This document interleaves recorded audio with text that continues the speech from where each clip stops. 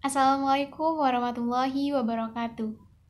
Perkenalkan, nama saya Fadia Rahmah, NPM 234111143 dari kelas Manajemen 23B, Universitas Teknokrat Indonesia. Di sini saya akan mengerjakan tugas Pendidikan Agama Islam yang diampu oleh Bapak Muhammad Asgaf Aznan Siregar. Di sini saya akan menjelaskan tentang keutamaan membaca Al-Quran. Yang pasti kita semua sudah mengetahui apa itu Al-Quran. Jadi, Al-Quran secara bahasa berarti bacaan atau yang dibaca. Sedangkan menurut istilah, Al-Quran adalah kalam Allah atau firman Allah atau wahyu Allah yang diturunkan kepada Nabi Muhammad SAW melalui perantara malaikat Jibril dan diturunkan secara berangsur-angsur. Al-Quran diturunkan untuk menjadi pedoman atau petunjuk bagi umat muslim dan umat manusia di seluruh dunia ini. Dan Al-Quran juga diturunkan untuk menjadi petunjuk bagi orang-orang yang bertakwa. Sebagaimana yang difirmankan oleh Allah Subhanahu wa taala dalam Al-Quran surat Al-Baqarah ayat 2 yang berbunyi, A'udzu billahi minasyaitonir rajim. Bismillahirrahmanirrahim. Dzalikal kitabu la raiba fihi hudan lil muttaqin. Shadaqallahul adzim. Artinya, kitab Al-Quran ini tidak ada keraguan padanya, petunjuk bagi orang-orang yang bertakwa. Nah, jadi Al-Quran ini merupakan petunjuk untuk orang-orang yang bertakwa. Nah, pada kesempatan kali ini, kita akan membahas tentang atau terkait dengan keutamaan membaca Al-Quran. Ini merupakan hal yang penting untuk dibahas, karena sebagian besar orang banyak yang mengatakan malas membaca Al-Quran, tidak ada waktu, sulit membaca Al-Quran.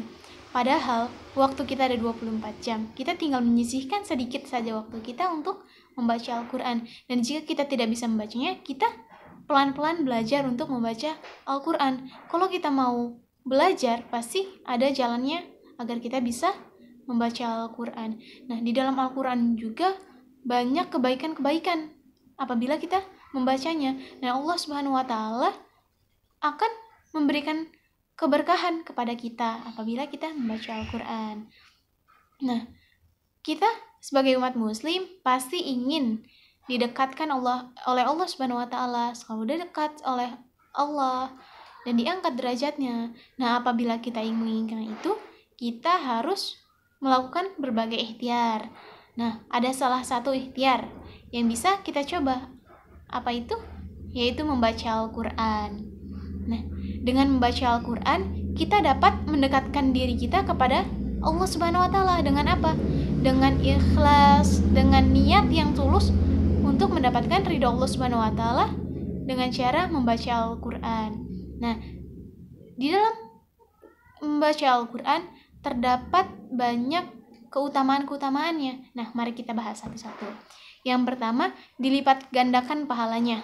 Nah, bagi orang yang membaca Al-Quran, walaupun satu huruf, itu akan dilipat gandakan pahalanya menjadi 10 kebaikan atau 10 pahala. Nah, jika kita membaca satu huruf saja sudah mendapat 10 kebaikan, apalagi kita membaca satu ayat, satu ain, satu juz, bahkan satu Al-Quran. Nah, berapa pahala yang kita dapat? Tuh, berapa kebaikan yang akan kita dapat dari Allah Subhanahu wa taala?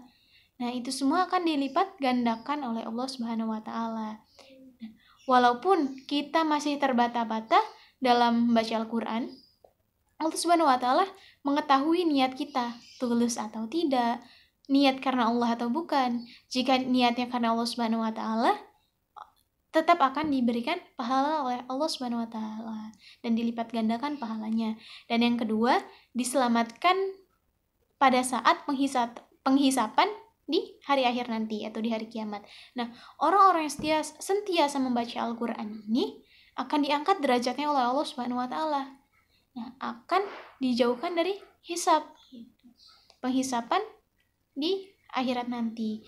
Nah, derajatnya akan ditempatkan di tempat yang atas, yaitu apa? Surganya Allah Subhanahu wa taala. Masya Allah. Nah, yang ketiga, menjadi keluarga dan kepercayaan Allah Subhanahu wa taala.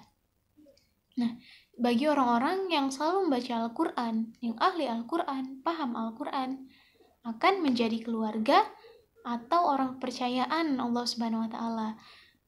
Seperti yang diriwayatkan oleh Abu Hurairah, Rasulullah SAW bersabda, barang siapa yang membaca Al-Quran, mereka akan menjadi keistimewaan sekaligus kepercayaan Allah Subhanahu wa taala. Masya Allah sekali.